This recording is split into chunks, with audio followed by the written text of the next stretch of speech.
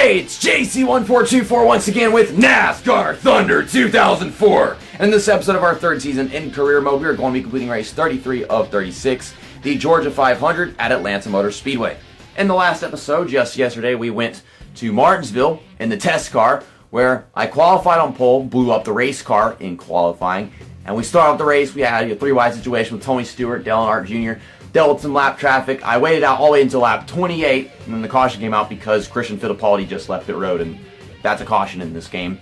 So we wound up winning, only like 2 cars in the lead lap. I was trying to battle Ricky Craven at one point, but then he went down pit road. So everyone just went down pit road, even though they could have just taken their pit stops under that caution. But yeah, our 4th consecutive win, and our 15th win of my career. Yeah, our 11th win of the season. See, we've got 4 races left, 33, 34, 35, 36. Yeah, 4 races remaining. Can I pass Jeff Gordon's win record in my 3rd season of my career mode? It's two seasons ago, I struggled to get a top 10 in the points, and then struggling to even get in the top 20. I don't think we got a top 20 in the points in our 1st season. So, yeah, we've come really far driving this 9 car. We're going to win a championship in this 9 car, and it's a very iconic move just switching here, and it's still amazing that we've gone this far. But Tony Stewart, yeah, he only finished like 1 spot behind me. I think he was the only other guy on the lead lap, but I led all those laps, and I don't think he led anything. So winds up him being 298 behind me. Or maybe it'd been more than that. Maybe he wasn't in 2nd place. I don't know. It didn't really show us in the results. But let's go ahead and take a look at the driver spec levels. A lot changing here because Ward Burton crashed into him on the last lap, trying to get around lap traffic and stuff. Johnny Benson, a couple fancy drivers, Sterling Marlin, David Green. Oh, I remember Johnny Benson. I don't know what the hell his deal was before that caution came out. David Green, I guess we passed him a couple times during the race, more than once while lapping cars and stuff. I never made contact with him, so this is how this is here. It's weird because whenever you get a negative 10 rival, it doesn't just say negative 2 after the race is over, but you see positive 2 if you get like a, I don't know what, like even just positive 4 or positive 6. So let's go to race weekend. We're using the regular paint scheme that Bill Elliott drove for the first time, just because. Gotta use it at some point. I've been using my paint scheme, the red, black, and white one, more iconic for me. I want it to be more unique in my career. It's just gotta use this at some point. Maybe I should use this at Daytona for the 500. Though I don't know if I should do that. Maybe we'll use it in the shootout. That'd be more smart. You have 100% body fresh out, and then the chassis is fresh as well. Engine we used in the last episode, conditioned down to 98. It wouldn't be like 99 or something. We're gonna be banging up the car at Martinsville. That's why I use the test car. And yeah, once again on my channel, I win in a test car. But car rating of 80. The highest I've had is 84. Last race was I think an 82. So yeah, I don't like the ratings we're going to Atlanta with, but maybe, just maybe, we get a top 5. I really don't know about qualifying though. Our setup in qualifying is 20 PSI on the tires and then negative 0.5 on the wedge. Well, let's think about turning up the tire pressure just so that our car doesn't fall off so bad, because I remember that being a bit of a problem whenever we came here, but honestly I feel like with the chassis upgrades it should be able to just handle that on its own, but I certainly don't want to do that before qualifying because tire life really doesn't matter at all during qualifying because it's just 2 laps. Okay, so just let off a little bit. It's gripping really well, just a little off throttle time. This out lap is probably going to have me like in the 20s somewhere just because it's our out lap. We're not at the speed yet. No, we're at 30th. Holy shit. That's terrible. We just tap the brakes a little bit. Let the car carry the speed through the corner. Interesting thing is kind of like Texas where you don't have to slow down so freaking much of the corners and hug the bottom that much as long as you're staying in the groove, not riding up the track completely. Yeah, I highly doubt that we're going to be starting in the top 5 in this race just because of how lap 1 went, and this car just once hit the outside wall. I don't know this track yet. I just don't know what I'm doing as of yet. It's 29.98, barely that much of an improvement. 12th place. Well, I thought it would be actually less than that, but yeah, I can't be surprised. We qualified better in this race than we did whenever we went to Charlotte. I think we qualified 17th or something at Charlotte, didn't we? But yeah, I'm going to go ahead and go to the car setup. It was handling fine. I just don't know what the hell I'm doing with this track yet because I don't know what to expect. I don't know how I expect the car to drive. So me changing that, it's like I have to readjust everything that I was just trying to practice with in qualifying. So we're going to put on 22 just so that I can have a little more life in the tires. And this is what the wedge was at. If I turn it down even more, I could probably find myself spinning on worn tires, not really on fresh tires. It could happen there if I hit the apron at the wrong angle or something. But let's just see how this goes. Dale Earnhardt Jr. on the pole next to Jeff Gordon. Dale Earnhardt Jr. has been on the front row in every race for just ages now. Okay, well, green flag's out for 32 laps here in Atlanta, Georgia. I always think of Atlanta as its own state when actually Georgia is the state and Atlanta is just like the capital in it. The draft is important at this track, so let's catch up. Where's the grip, car? Come on, man. Am I overdriving the corner? I don't know. Here comes Ricky Rudd underneath me. I'm just not good at this track in this game anymore. What happened to me being good at Atlanta? That's a more important question here. Is why I'm not good in here. What am I doing wrong? See, I'm on the gas just as much as Ricky Rudd, but I'm going way up the track. Son of a bitch. I need the inside. I can't do anything on the outside. Even in this game, there's no multi-group shit. You have to have one group. If you're on the outside of anybody, you're not going anywhere.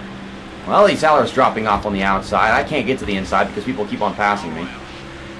Jeff Burton won't clear me. Taking a big run down the backstretch. They're blocking in front of me. Can't go anywhere. Why does Atlanta suck so fucking bad with me every damn time I come here? I'm so tired of it, man. I'm just sick of it. I want to have a good car. I want to have a good chance every time I come here, and I just don't have it yet. I'm good everywhere else except this track. What's so different about this track? Is it their cars? Is it their competition? They actually use their race cars for once. I already know that they have better cars than me. I'm still a bit short whenever it comes to the ratings, when it comes to most of the field. But the fact that we're just so much worse at this track than everywhere else is tiring. It's like I'm still in second season tier equipment. I don't know what the hell we're going to do whenever we start our fourth season, if we're going to start last place and then probably only finish like in the top 30 or maybe the top 20. And my little brother's phone is ringing again. I hate having to deal with this crap, so I'm going to pass Johnny Benson, and then we're just going to focus on trying to gain on Rusty Wallace and Ricky Rudd again. Got a good run down the front stretch. Rusty Wallace came down into me at the end of the D oval. I'm not taking responsibility for that. I didn't even turn. I was just driving straight. Stupid crap. Someone shifted their weight. I swear I didn't. Okay, Sharon drafting Dill Jarrett. We can make some allies while we're at it because it's going to take us past everyone very slowly in this race. Now he's just staying in that middle lane, not blocking me, letting me pass. And I'm trying to get a good arc off the corner, but whenever I'm getting pinned down like that, it's like I can't use all the track that I need. Alright, so we're in the top 10, so we made up ground in this race. That's nice to say. Just don't know why the race had to start so bad. I think I'd like to blame most of it on the EA Sports hacked transmission that get these freaking AI, where they just launch like crazy and then I don't get anything. I was thinking about making a cut before, chasing down Ricky Rudd and Sterling Marlin for the next couple of positions, but they're already right here in front of us. So, I mean, once again, some good racing here at Atlanta. Just same old disappointing start and lack of speed. Maybe I'll have better grip now that I run 22 PSI. Maybe that's why it was so tight earlier. It just didn't want to turn compared to what it was doing a while ago. I feel like I was still having the same problems in qualifying getting this thing to turn. Actually, the reason why, we're not doing so well in this race as I should be is because I'm not driving the right car. I'm using this Bill Elliott car. And, this is why Bill Elliott was so bad, because he kept on driving this stupid, bland-ass thing. It's a completely red car. That's right. Trash the car and then see where that takes me. Bill Elliott had to drive that Muppets car more often, because whenever you do that, then you got a really good chance. It's like whenever I try passing somebody, and I can't pull out from behind them too soon, because then I don't have that much of a slingshot down the straightaway, and then I wind up hitting them in the quarter panel. Gained on Mark Martin. And then there's a big gap between 6th and the rest of the top 5. Kind of a train right now. Like, they haven't really strung out that much aside from Dillon Jr. getting a bit of a quarter-second gap on the field. Mark Martin is always blocking me. I'm getting sick and tired of this shit. Get out of the way. You're stupid and you suck. I hate you. I'm so tired of this freaking Mark Martin bullcrap. Mark Martin this, Mark Martin that. Blocking. And then Ryan Newman doesn't block me anything. He just lets me by. Like, what the fuck is this game right now? Tony Stewart has fallen off the pace. At first I thought I was just catching the entire top 5, but now it's just him. So I'm sharing drive with him. Trying to bring that ally back up again. It's hard to stay behind you whenever your line is shit, Tony. Come on. No wonder why you can't stay with him. He's driving this middle lane, top lane. The inside is completely open. Just slowing me down at the same time because I'm trying to use him to get myself a good run and catch him and stuff. And I can't do anything. What the hell? Stop! Commit to the bottom. Quit racing the outside. This is freaking 2003 we're talking about. Or the 2003 version of Atlanta where the bottom is everything, the outside doesn't mean anything, the track is like 5 years fresh. Okay, so finally getting around him into the top 5. And pit stops are about to begin. I really do just want to pit with all these 4 guys right here. I don't know who's pitting and when. But yeah, they're still all out, so I'll just keep my eye out for this stuff. Well, there they go. That's 3 of the top. Well, actually, it was just 1. I thought all of them were, but really just 1 of them. Okay, don't spin into pit road. Golly, that car was just kicking out sideways all over the freaking place. That was such a mess, but we got it done. We gained on this guy in front of us. Is that Jeff Gordon, I think? Yeah, we'll get 4 tires, full tank of fuel. Yeah, Jeff Gordon pulled off the track, and I thought it was all 3 of those guys aside from just Rusty Wallace. Yeah, Rusty Wallace is having a top 5 run here at Atlanta. That is interesting. Just watch. Rusty Wallace is going to retire after the season, even though he was just having a really good race. It's like the Matt Kenseth story, where he's just a great driver, but then they force him into retirement. Okay, give us a good pit stop. And we were pitting before those 2 guys in front of us. And we're beating, well, we're not beating Jeff Gordon off. Tony Stewart's beating us off as well. Well, that sucks. Pit crew is still not good enough. I would get a better pit crew, but then they'd be slower because they don't have the motivation to be good. And I'm trying to get on the track because if I stay down the apron, I'm just going to continue to lose time. Tony Stewart and Jeff Gordon have already gained a bunch of time on me as it is. So I'm guessing those guys up there in front of me were actually in position and they've already pitted. I'd love to think so. No, they're all going off now. They just caused Jeff Gordon to check up a little bit because we're closing back in on him now.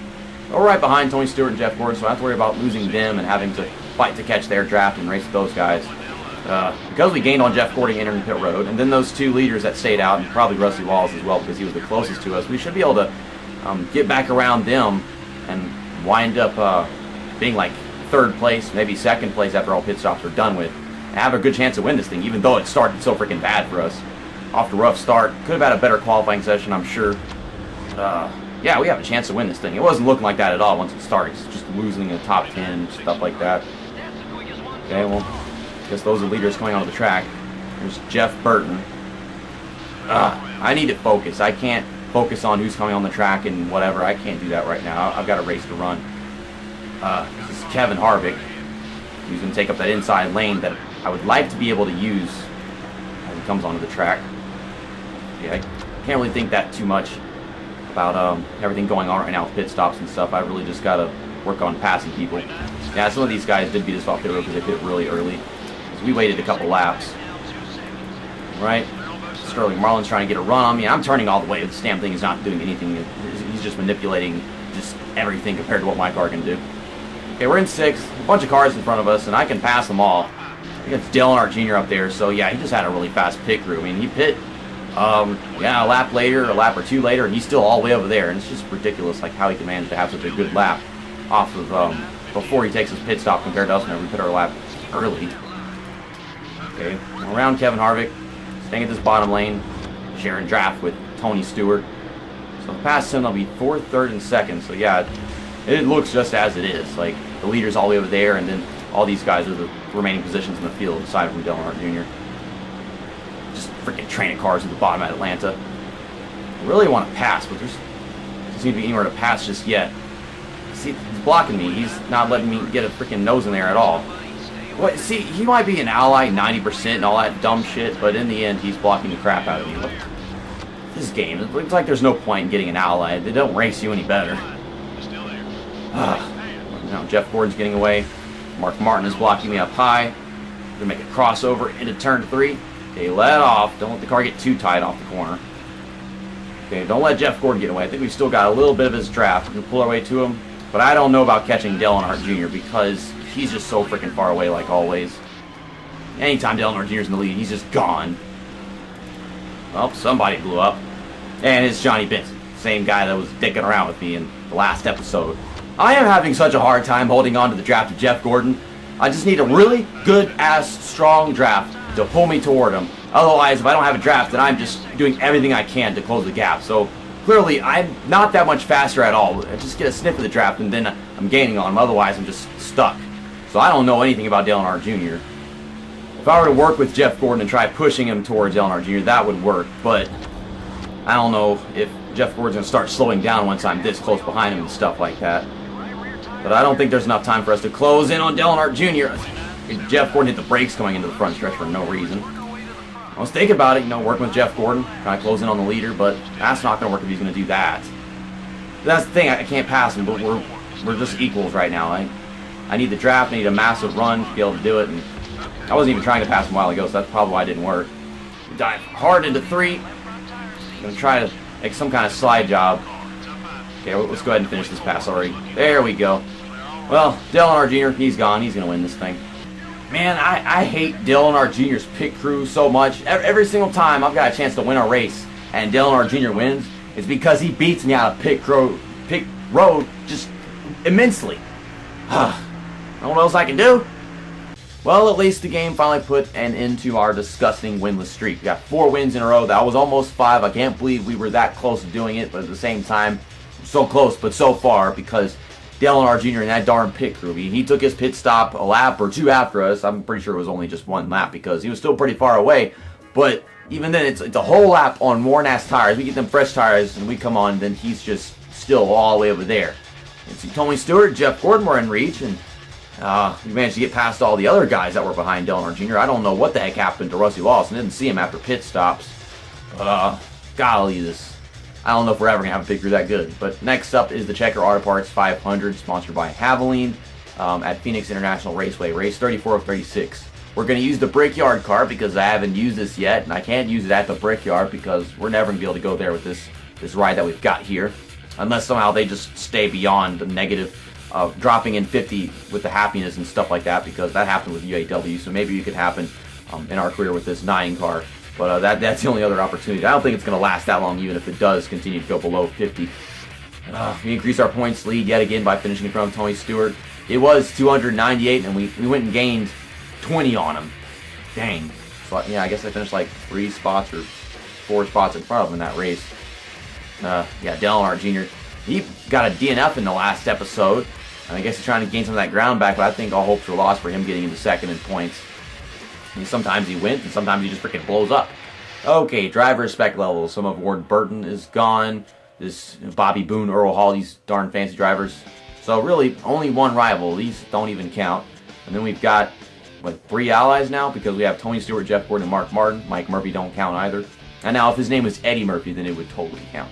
But let's go to team management. I think we've got 5 races left on the engine shop expansion. Engine power is coming in really soon.